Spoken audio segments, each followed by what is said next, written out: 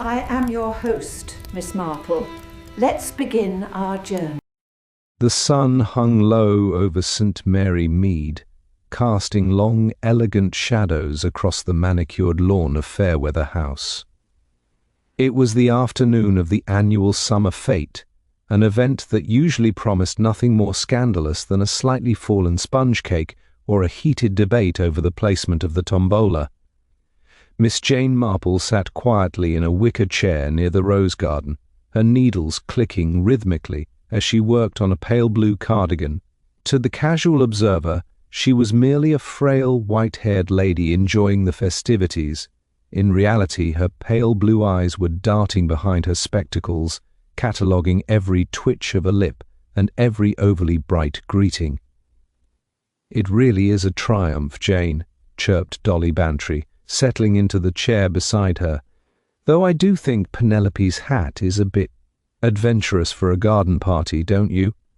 Miss Marple smiled gently.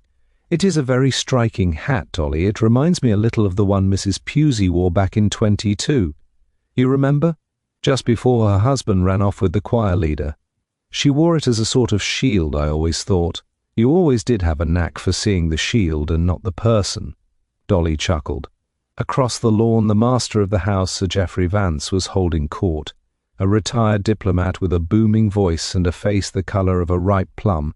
He was currently laughing, perhaps a bit too loudly, at a joke made by Arthur Melford, his young and remarkably handsome secretary. Watching them from the refreshment tent was Lady Elena Vance, Geoffrey's much younger, ethereal wife. She moved through the crowd like a ghost, her fingers constantly twisting a heavy gold locket at her throat. "She looks terrified," whispered Miss Marple almost to herself. "Who? Elena?" Dolly leaned in. "Nonsense. She's just delicate. Geoffrey dotes on her.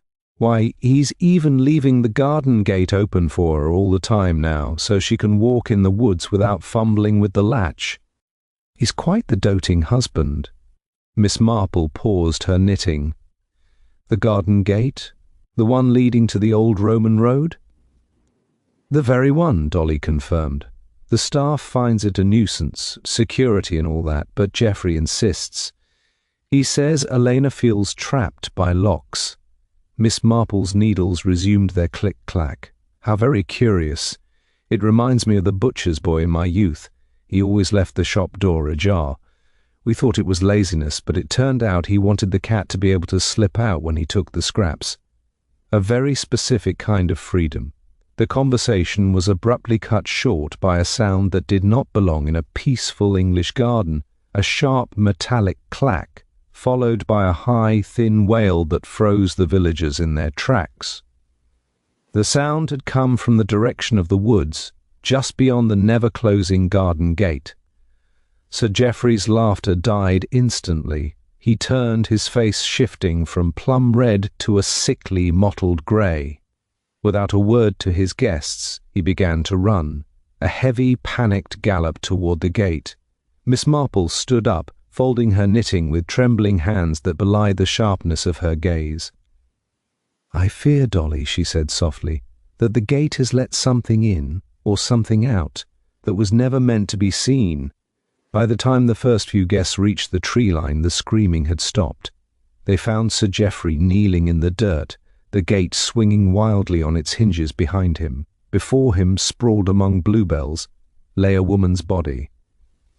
It was not Lady Elena. It was a stranger, dressed in an expensive travelling suit, her hand still clutching a small leather-bound notebook. Her eyes were wide, staring up at the canopy of trees with a look of profound surprise. "Who is she?"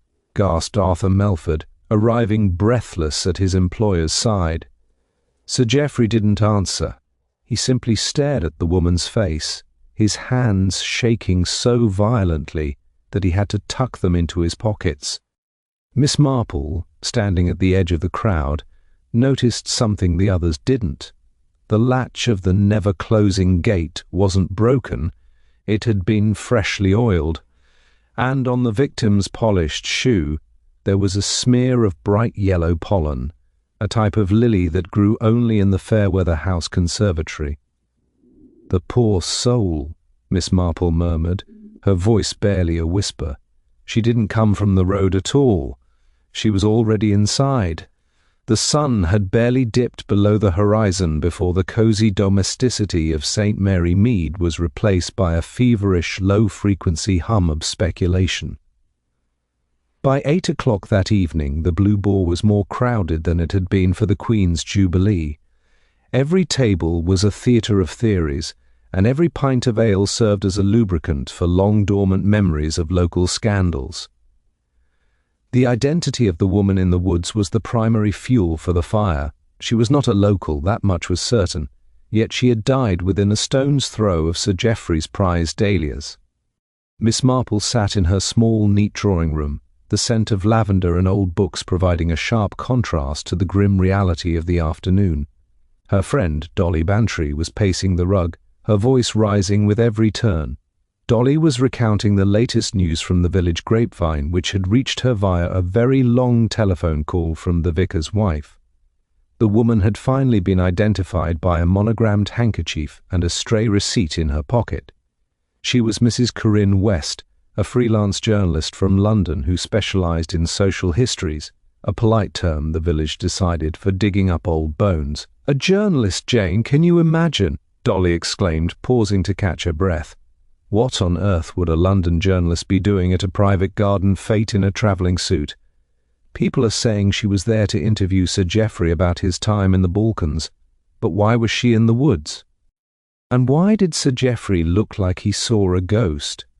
Old Mrs. Hartnell insists he looked guilty, but then Mrs. Hartnell thinks everyone who wears a silk tie is a criminal. Miss Marple continued her knitting, though her mind was far from the wool. "It isn't so much that he looked guilty, Dolly," she said mildly. "It's that he looked interrupted. There is a very specific look a man gets when a private matter becomes public before he is ready to manage it. It's like Mr. Henderson, the station master, when his prize marrow was found to have been bought from a catalogue rather than grown in his patch. It wasn't the marrow he minded losing, it was the reputation for gardening." "But this isn't a marrow, Jane. It's a murder." Dolly lowered her voice.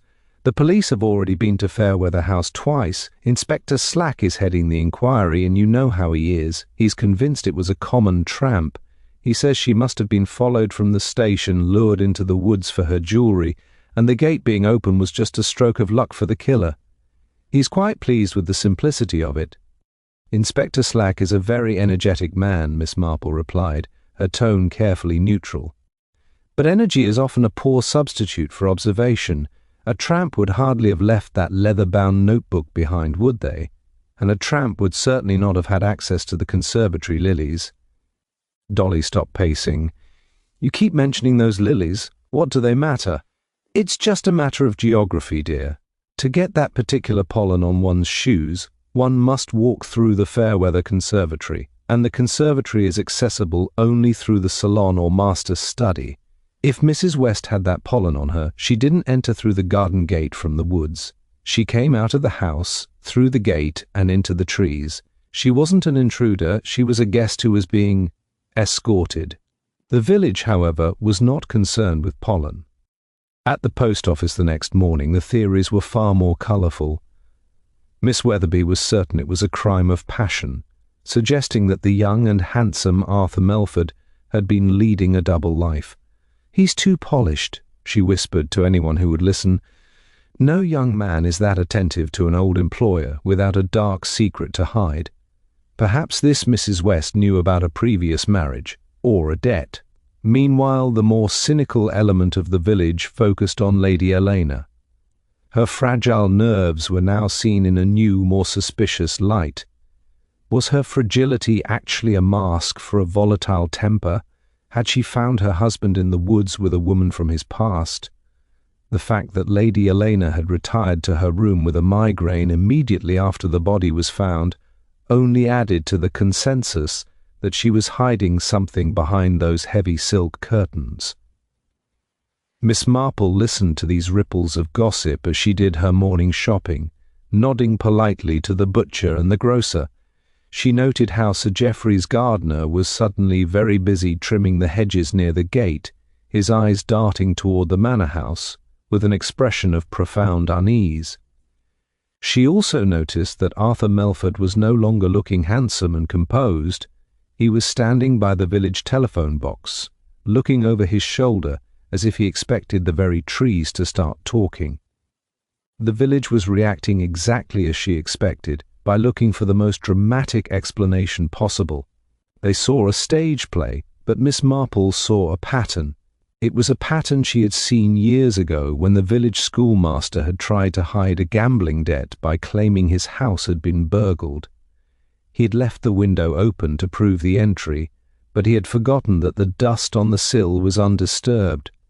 Someone in Fairweather House had left a gate open to suggest a stranger's arrival, but they had forgotten that the house itself always leaves a mark on those who dwell within it.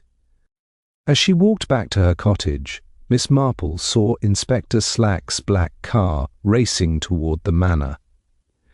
The obvious solution was being built, brick by brick, but she knew that the most important stone had been laid long ago, hidden beneath the mundane routines of a peaceful English afternoon. Inspector Slack was a man who believed that if you moved fast enough and shouted loud enough, the truth would eventually surrender out of sheer exhaustion. By the following afternoon, he had established a temporary command post in the morning room of Fairweather House, much to the silent chagrin of the butler. Slack was currently pacing the length of a Persian rug, his boots clicking with an efficiency that suggested he had no time for the nuances of village life. To him, the case of Corinne West was a puzzle with a missing piece that simply needed to be hammered into place. He had already dismissed the idea of a local culprit, preferring the theory of a London-based vendetta that had spilled over into the countryside. Miss Marple, having been invited for tea by a deeply distressed Lady Elena, sat in the corner of the drawing-room just adjacent to the inspector's makeshift office. She was working on a lace doily, her presence so unassuming that the heavy oak doors left slightly ajar seemed to ignore her entirely. Through the gap she could hear Slack's abrasive tones as he questioned Arthur Melford. The young secretary sounded weary, his usual charm replaced by a flat, defensive monotone. He was explaining, for the third time, that he had never met Mrs. West and had spent the hour prior to the murder organizing the charity auction lists in the library. "And you saw no one?" Slack barked. "No one near the conservatory. No one is approaching the garden gate." "I was focused on the accounts, Inspector," Melford replied. "The library windows face the east lawn, not the woods. I heard screaming like everyone else. I ran out with Sir Geoffrey, that is all I know." Miss Marple's needles paused. She remembered Fairweather House's library well. It was a magnificent room, but the desk was positioned in such a way that one would have to deliberately turn their back to the window to avoid seeing the path to the conservatory. It was a small point, perhaps, but it reminded her of young Tommy Bond, who claimed he hadn't seen who broke the greenhouse glass despite sitting right next to it. It turned out Tommy hadn't seen the culprit because he had been busy closing his eyes and counting to 10 to provide himself with a technical truth. When Melford was dismissed, he passed through the drawing-room, nearly tripping over Miss Marple's knitting bag. He offered a frantic, distracted apology, his eyes looking through her rather than at her. Miss Marple noticed that his cufflink was missing, a small silver initial A that had been there during the garden party. She watched him hurry away, then turned her attention to Lady Elena, who was staring listlessly at a cold cup of Earl Grey. "My dear," Miss Marple said softly, "it is a terrible shock for all of you. To have a stranger die on one's doorstep is quite unsettling. It reminds me of the time a poor travelling salesman collapsed in the high street. Everyone assumed it was his heart, but it turned out he had been carrying a very heavy secret about a local inheritance. Stress does such odd things to the constitution." Lady Elena's gaze flickered toward the closed door of the morning room. "Geoffrey is devastated," she whispered, He feels responsible because of the gate. He wanted me to feel free, Jane. He kept it open so I wouldn't feel like a prisoner in this house. And now a woman is dead because he was trying to be kind. Kindness is often a double-edged sword, Miss Marple mused, her eyes scanning the room. She noticed a faint rectangular patch of dust on the side table where a heavy silver frame usually sat. The photograph was gone. The gate was certainly a convenience. But tell me, Elena, did Sir Geoffrey know Mrs. West, professionally perhaps? Lady Elena shook her head vehemently, but her hand flew to the gold locket at her throat. He says he never saw her before in his life. He's a public figure, of course, so journalists are always hovering, but he insists she was a stranger. Miss Marple nodded, her expression one of mild sympathy. She knew that Sir Geoffrey was a man of immense pride, and pride often dictated what a man chose to remember. She also knew that the local constable had found a very specific item in the woods near the body, a small, gold-tipped fountain pen. Inspector Slack had labelled it as part of the victim's belongings, but Miss Marple had seen Sir Geoffrey use a very similar pen to sign the parish register only a month ago. As the afternoon light faded, Miss Marple took her leave, walking slowly down the gravel drive. She didn't head straight for her cottage. Instead, she took a slight detour toward the conservatory. The glass structure was a marvel of Victorian engineering, filled with exotic plants and the heavy, sweet scent of lilies. The door was locked now, but as she peered through the glass, she saw a small, discarded scrap of paper wedged beneath a potting bench. It was a page torn from a notebook. Even from afar, she could see the indentations of a hurried hand. She didn't try to enter. She knew the police would eventually find it, or they wouldn't. What mattered to her was the placement. To reach that potting bench, one had to move deep into the shadows of the greenery, far away from the main path. It was a place for a clandestine meeting, not a casual stroll. The early investigation was focusing on who had entered the garden, but Miss Marple was becoming increasingly convinced that the mystery lay in who had been trying to leave. The patterns of human behavior were as predictable as the seasons. Fear led to concealment, and concealment led to the very slips that revealed the truth. Inspector Slack's confidence was a palpable thing, radiating from him like heat from a radiator. The second morning after the tragedy, he had found his man. The suspect was a local drifter named Silas Finch, a man whose primary crimes usually involved the poaching of a stray pheasant or the sleeping off of a heavy night in a farmer's hayloft. Silas had been found in possession of a silver-initialed cufflink and a small sum of cash that he couldn't quite account for. To Slack, the logic was as sturdy as a shipyard crane: a desperate man, an open gate, a wealthy-looking woman with a handbag, and a fatal confrontation in the woods. It was a neat, tidy package that required very little imagination and even less paperwork. Miss Marple was tending to her hollyhocks when she saw the police car speed past her garden, Silas Finch sitting huddled in the back seat. She sighed, a sound of genuine regret, and continued her wedding. She was still in her garden when Dolly Bantry arrived, breathless and brimming with indignation. Dolly had heard the news from the postman, who had heard it from the constable's cousin. The village was already breathing a collective sigh of relief. The outsider element had been neutralized, and the safety of St. Mary Mead was supposedly restored. "They've got him, Jane, that wretched Finch fellow," Dolly announced, leaning over the gate. "Slack found one of Arthur Melford's cufflinks in his pocket. He must have snatched it during the confusion after the body was found, or perhaps he robbed Arthur earlier. Either way, they say it proves he was prowling the grounds. They found a woman's silk scarf near his camp too. It's all over but the shouting." Miss Marple straightened her back, brushing the soil from her gardening gloves. "It is very convenient, isn't it, Dolly? Almost too convenient. It reminds me of the time the churchwarden's silver went missing. Everyone was certain it was the new chimney sweep because he had soot on his hands. It turned out the churchwarden had simply misplaced it in the coal cellar himself. People tend to see the guilt they expect to see. Silas Finch is many things: a poacher, a wanderer, and perhaps a bit of a nuisance, but he is not a man of violence. He has a great deal of respect for his own safety. and attacking a woman in broad daylight within earshot of a garden party is quite contrary to his nature. But the cufflink, Jane, how do you explain that? If I were a man who had just committed a murder, Miss Marple said thoughtfully, the last thing I would do is keep a recognizable piece of jewelry in my pocket, to be found by the first policeman who came knocking. Silas is a magpie. He picks up things that glitter. If that cufflink was lying on the grass near the gate, he would have pocketed it without a second thought. But that doesn't mean he was there when the poor woman died.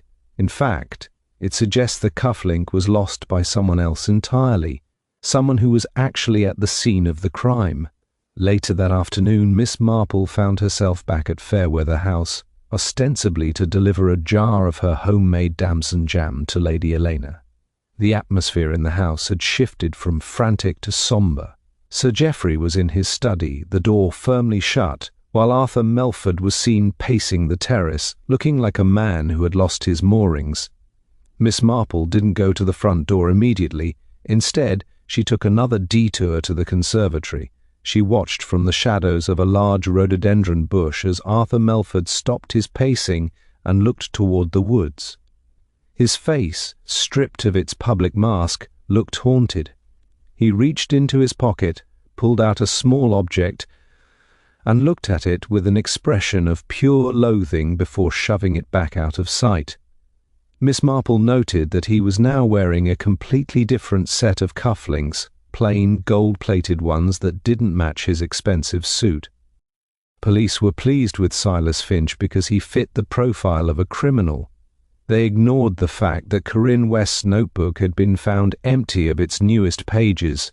A common thief like Silas would have taken the leather cover and tossed the paper. Only someone who feared the written word would have taken the time to tear the pages out while leaving the valuable leather behind. As Miss Marple watched Melford, she thought of the young clerk at the bank years ago who had been so eager to help the elderly with their accounts. He had been the perfect gentleman. Right up until the moment it was discovered, he had been forging signatures for months. He hadn't been a criminal type either, which was precisely why he had been so successful. "The police are looking for a wolf," Miss Marple murmured to herself as she finally walked toward the kitchen entrance. "But I fear they have overlooked the fox who was already inside the hen house." She knew that Silas Finch would be held for 48 hours. And in that time the real killer would relax, believing the danger had passed. It was in that moment of relaxation that the most telling mistakes were usually made. The arrest of Silas Finch had provided the village of St. Mary Mead with a comfortable cushion of security, but for Miss Marple it was merely an untidy knot in a much larger tapestry.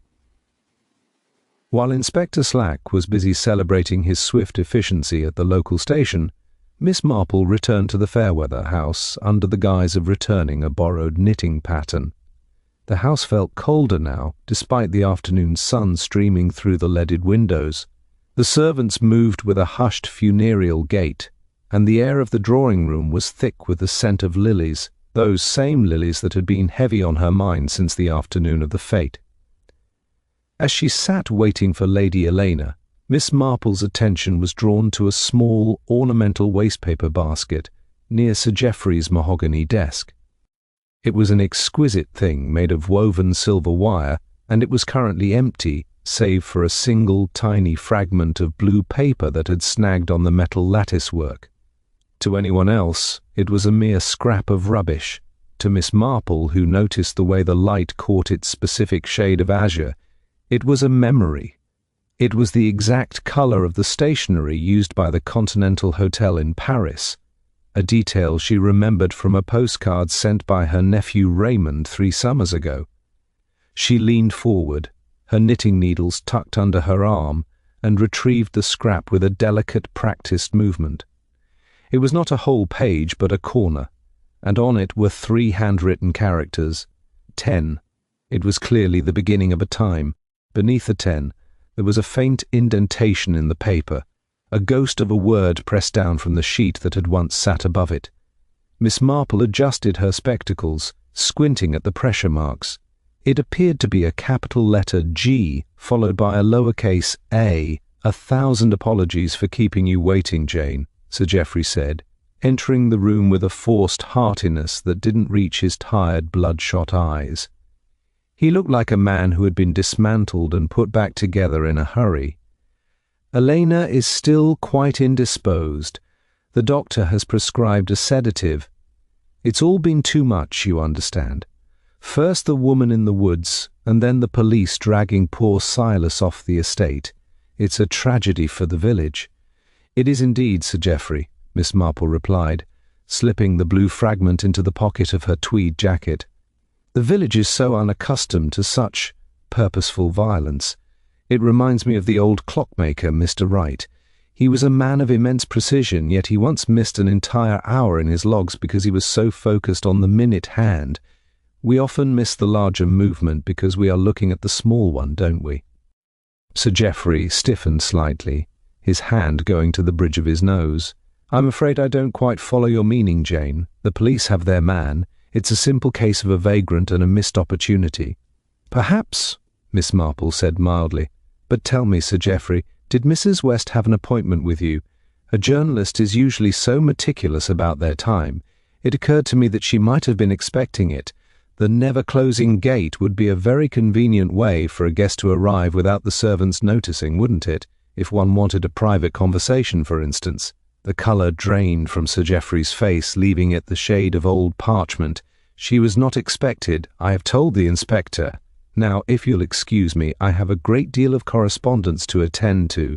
Miss Marple allowed herself to be ushered out, but as she walked down the hall, she detoured past the conservatory once more. The door was unlocked, and the air inside was humid and cloyingly sweet. She walked to the potting bench where she had previously seen the scrap of paper. It was gone now. The police had evidently cleared the area, but she wasn't looking for paper this time. She was looking at the floor. In the damp soil near the prize lilies, there was a clear, distinct impression of a shoe. It was not the heavy boot of a policeman, nor the delicate heel of Lady Elena. It was a man's dress shoe, narrow and elegant, with a very specific wear pattern on the outer edge of the heel. She thought of Arthur Melford's nervous pacing and his missing silver cufflink. She thought of the blue stationery from a Parisian hotel and the 10 written in a hurried hand. And finally she thought of the garden gate, left open under the guise of a husband's devotion to his wife's comfort. A gate that never closes is not just an exit for the lady of the house, it is a welcoming moor for a secret that has finally travelled across the channel to collect a debt. She walked back through the village. Miss Marple didn't look like a woman who had found a clue. She looked like a woman who was mourning the inevitability of human nature. The pattern was becoming clear, but it was a far more professional and calculated pattern than Inspector Slack could ever imagine. It wasn't the crime of a desperate tramp, it was the execution of a man who believed that if he kept his gates open, no one would ever suspect he was hiding behind a wall. The following morning the atmosphere in St. Mary Mead had shifted from relieved to restless. Silas Finch remained in a holding cell, but the village's collective intuition was beginning to prickle. Miss Marple, meanwhile, was not at home tending to her knitting. Instead, she had made her way to the vicarage garden, knowing that Miss Weatherby and the rest of the local intelligence service would be gathered there under the pretense of planning the autumn bazaar. This is where the strongest secrets were traded, usually over lukewarm tea and cucumber sandwiches. Miss Marple sat quietly, her presence as unobtrusive as a garden gnome, listening as the conversation turned inevitably to the history of the Vance family. "They say Sir Geoffrey met Elena in Paris, you know," Miss Weatherby whispered, leaning in so close her hat-brim brushed Miss Marple's cheek. She was a singer or a dancer, something rather theatrical and not quite the thing for a diplomat. There was a lot of talk at the embassy.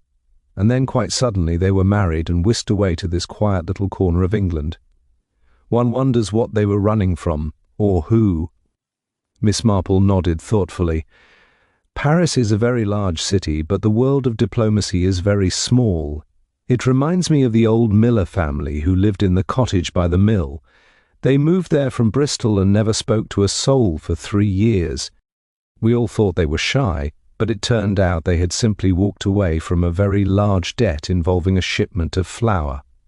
People change their scenery, but they rarely change their habits. And what about that young man, Arthur Melford? Another lady chimed in. He arrived just 6 months ago. Sir Geoffrey says he's a distant cousin's son, but he hasn't got the Vance nose at all. He's much too smooth. I saw him at the station last night, looking as though he were waiting for a ghost.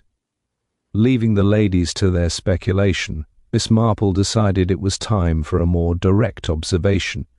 She walked toward the outskirts of the village, where the woods bordered the Fairweather estate. She found Arthur Melford near the very gate that had caused such a stir. He was not looking for clues. He was looking for something he had lost. He was on his hands and knees in the tall grass, his face flushed with a mixture of anger and desperation. When he saw Miss Marple, he jumped to his feet, trying to smooth his dishevelled appearance with a trembling hand.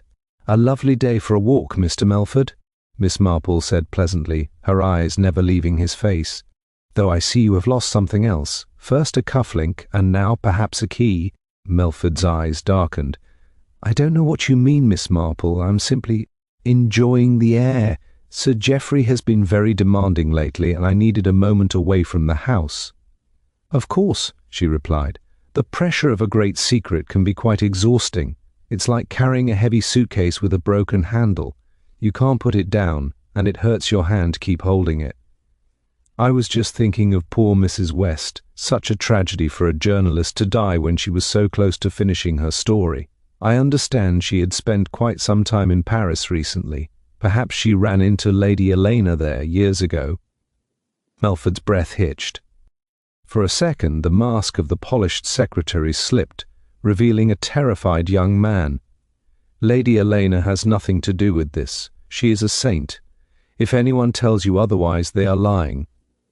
"I'm sure she is," Miss Marple said softly, "but even saints have shadows, Mr. Melford, and shadows have a way of stretching out when the sun begins to set. It's a pity about your initial cufflink being found with Silas Finch. It makes things very complicated for the police. They like things to be simple, you see, but life is rarely simple, as I'm sure you've discovered." Melford didn't answer. He turned and strode back toward the house, his shoulders hunched. Miss Marple watched him go, noting the way he avoided the path through the conservatory. She knew now that the secrets being guarded were not singular. Sir Geoffrey was protecting a reputation, Lady Elena was protecting a past, and Arthur Melford was protecting something far more dangerous. The confrontation had confirmed one thing: the victim, Corinne West, hadn't been an accidental casualty. She had been a blackmailer who had underestimated the desperation of the people she was squeezing. As she walked home, Miss Marple thought of the blue stationery fragment in her pocket. The time 10 likely referred to a meeting, 10 o'clock at night, or perhaps 10 in the morning. Either way, the G and A she had seen on the indentation were likely the start of gate.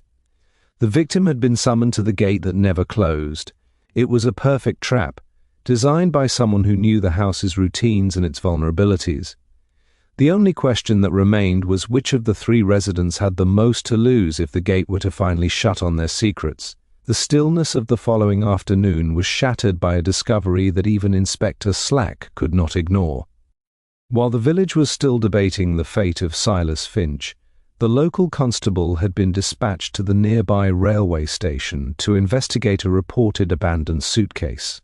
It was a high-quality piece of luggage, leather-bound and expensive, matching the travelling suit worn by the late Corinne West.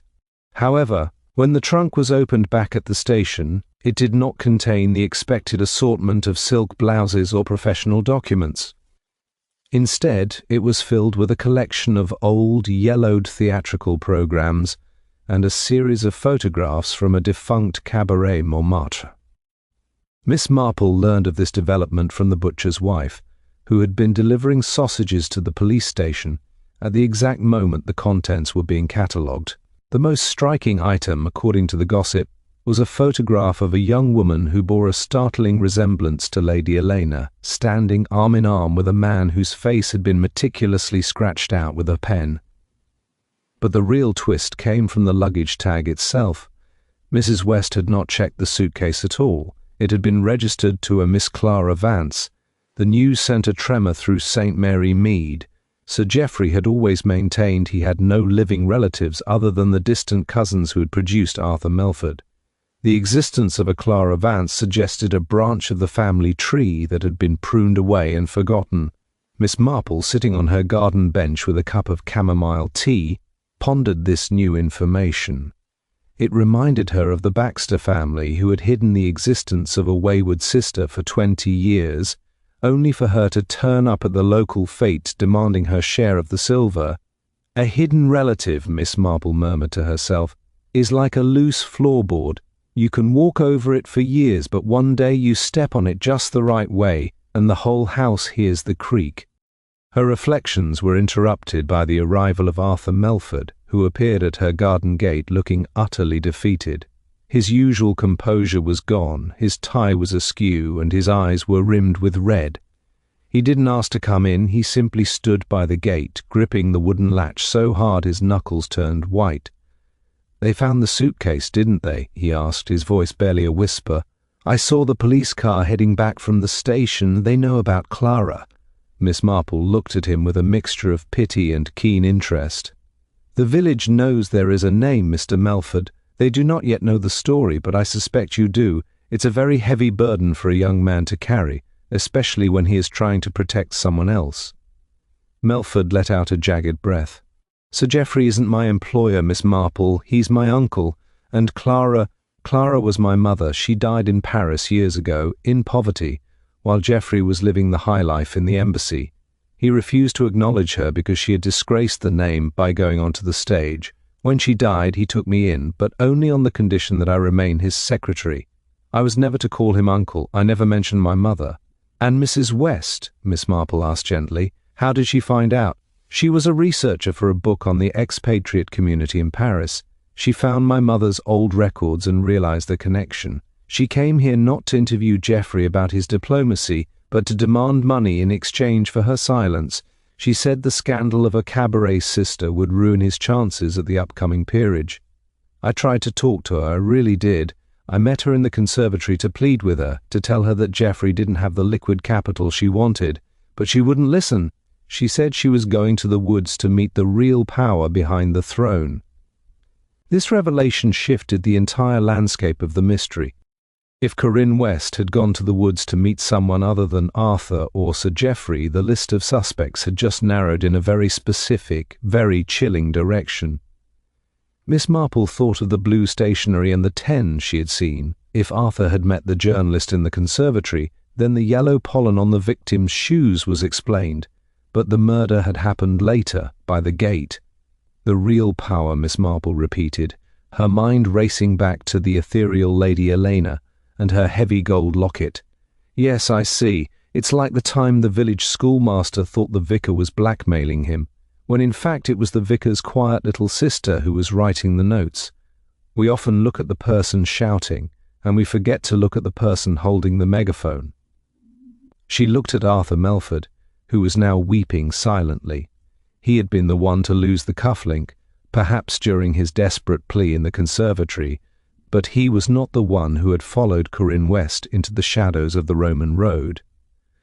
The twist had revealed a motive for the men, but it had also revealed a much deeper, more desperate motive for the woman who sat in the drawing room, twisting her locket and waiting for the sun to set.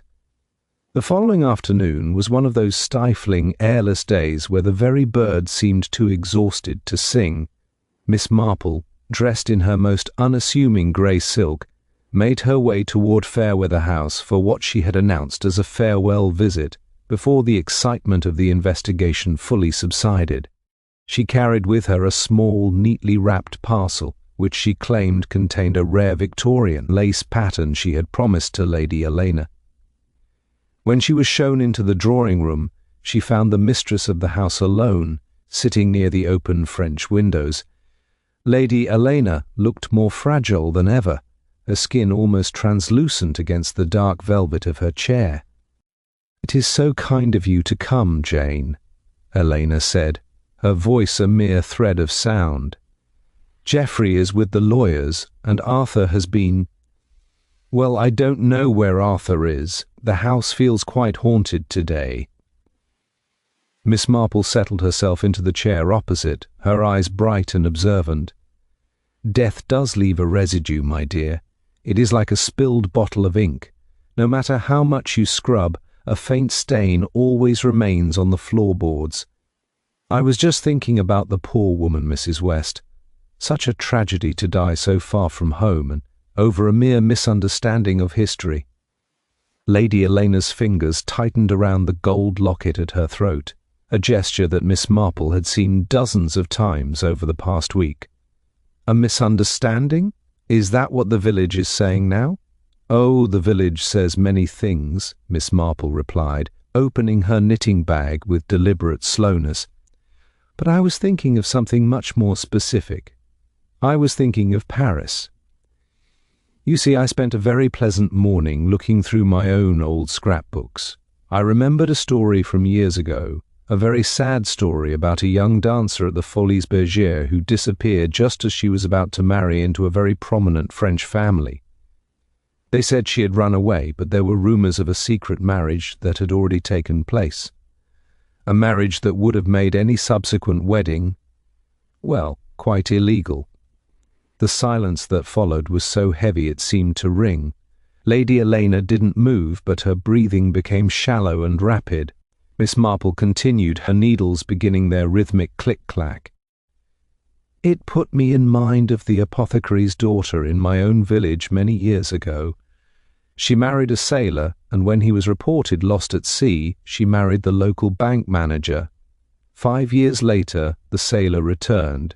He didn't want her back, of course. He wanted money. He spent months hanging around the garden gate, just waiting for her to slip out. It's a terrible thing, to be looking over your shoulder for the rest of your life, wondering when the gate will finally open." "Why are you telling me this, Jane?" Lady Elena asked, her eyes fixed on the rose garden beyond the window.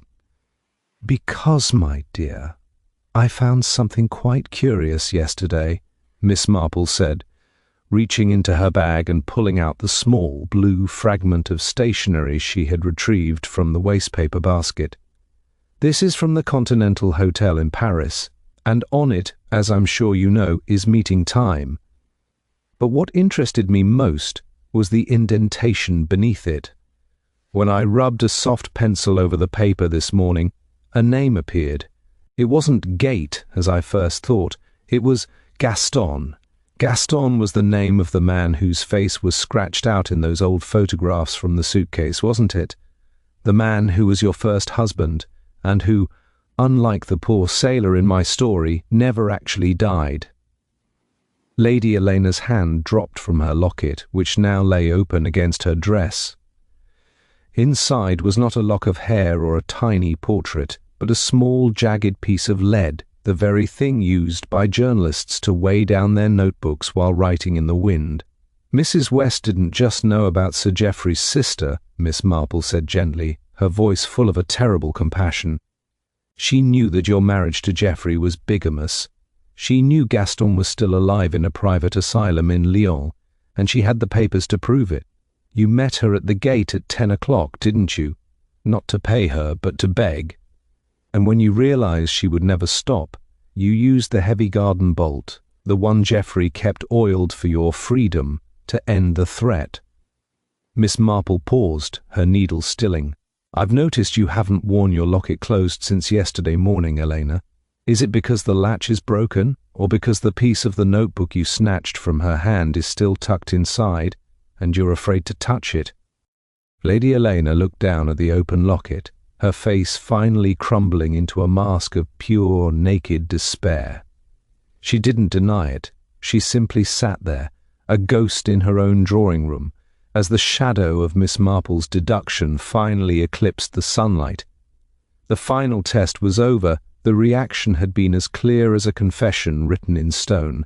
The shadows in the drawing-room of Fairweather House had grown long and skeletal by the time Sir Geoffrey and Inspector Slack arrived. The air was thick with the scent of lilies and the unspoken tension of a house that had finally run out of places to hide its ghosts.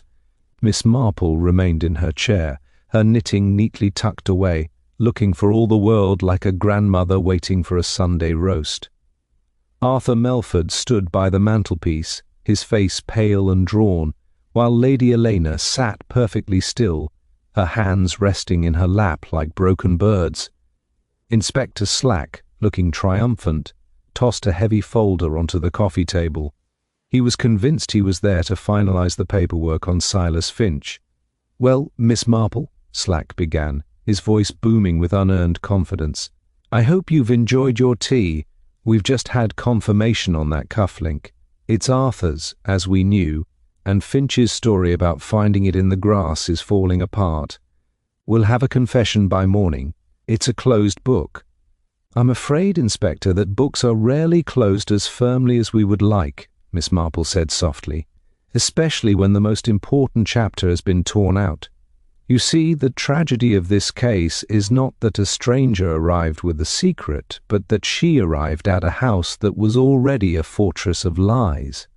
Each person here was guarding a different room, and poor Mrs. West simply happened to have the master key." Sir Geoffrey blustered, his face reddening. "Now see here, Jane, this is a private matter. The woman was a common blackmailer. If she met her end at the hands of a vagrant—" "But she didn't, Sir Geoffrey," Miss Marple interrupted, her voice gaining a rare steel-edged clarity. "She met her end at the hands of someone who had everything to lose, not just money, but an entire identity. You were protecting your reputation and your sister's memory. Arthur was protecting his mother's legacy, but Lady Elena was protecting her very life. You see, Inspector, Mrs. West wasn't just a journalist, she was a harbinger of the past.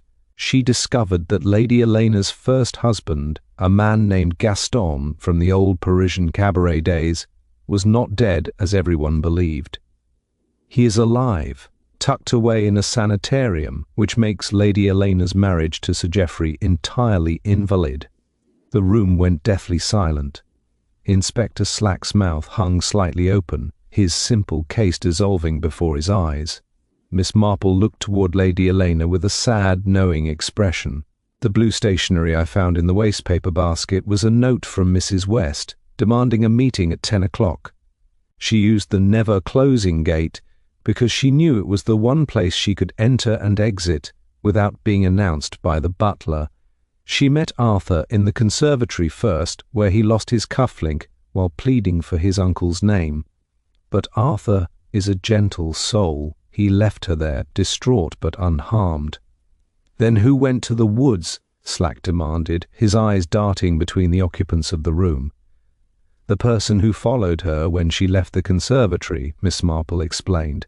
"The person who knew that as long as Corinne West lived, the threat of bigamy and disgrace would hang over this house like a guillotine. Lady Elena followed her through that open gate. She didn't take a weapon with her, she didn't need one. The heavy iron bolt of the gate, which Sir Geoffrey had so thoughtfully kept oiled and loosened for her freedom, was right there.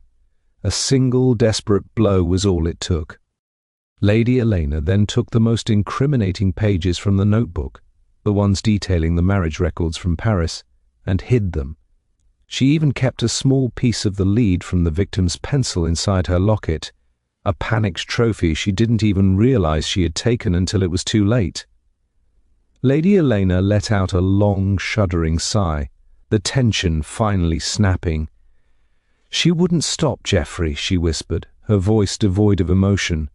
"She said I was a fraud. She said she was going to take everything. I only wanted to stay here. I only wanted to be safe."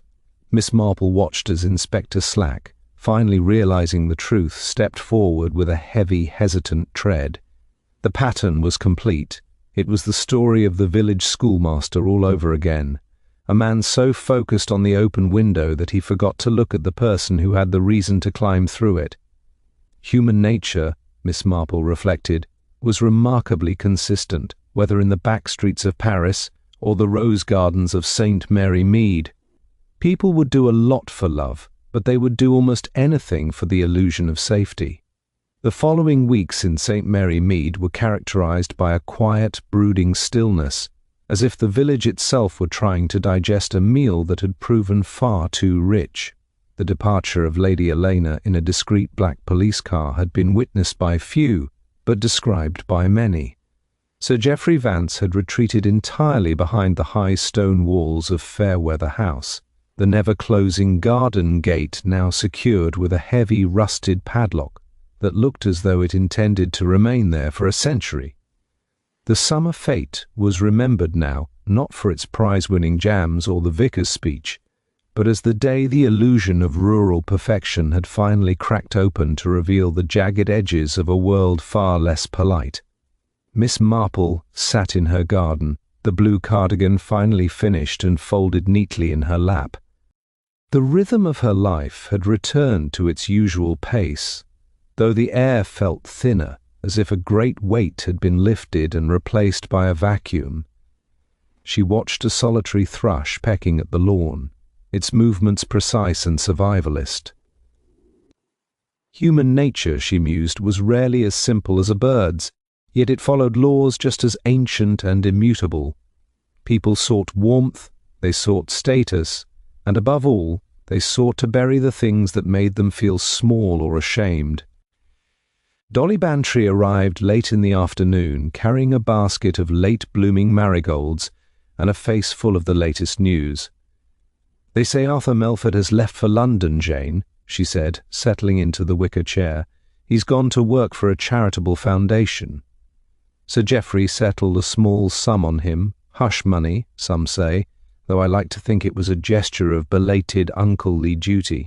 "The house is up for sale. It seems no one wants to live in a place where the gates have such long memories." "It is for the best, Dolly," Miss Marple replied, her eyes fixed on the horizon. "A house can become a museum of one's failures if one isn't careful. It reminds me of the old apothecary's shop in the village where I grew up. After the scandal with the tainted tonics, the new owners tried to paint over the sign, but every time it rained, the old letters would bleed through the whitewash. Some things are simply too deep in the grain to be hidden by a fresh coat of paint. The village had, in its typical fashion, found a way to move on while keeping the scandal alive in whispers. Silas Finch had been released with a formal apology and a surprisingly generous donation to the local mission from an anonymous source. Most suspected Miss Marple's own influence on the chief constable. Silas was back in the woods now, though it was said he avoided the Roman road and the vicinity of Fairweather House, preferring the company of trees that didn't witness the fall of heavy iron bolts. "I still can't quite believe it was Elena," Dolly sighed, shaking her head. "She seemed so ethereal, like a moth that might bruise if you touched its wings." "Moths are very determined creatures, Dolly," Miss Marple said gently. "They will beat themselves to death against a glass pane just to get to the light." Elena wasn't fragile, she was desperate. There is a huge difference between them. When someone has spent their whole life building a beautiful lie, they see the truth not as a correction, but as an executioner. She didn't kill Mrs. West out of malice, but out of a terrified, instinctive need to keep the light from going out. It is a very sad thing when a person becomes a prisoner of their own sanctuary. As the sun began to set, casting long purple shadows across the garden, Miss Marple felt a familiar sense of melancholy. She had seen the truth, as she always did, because she was willing to look at the small, uncomfortable things that others chose to ignore.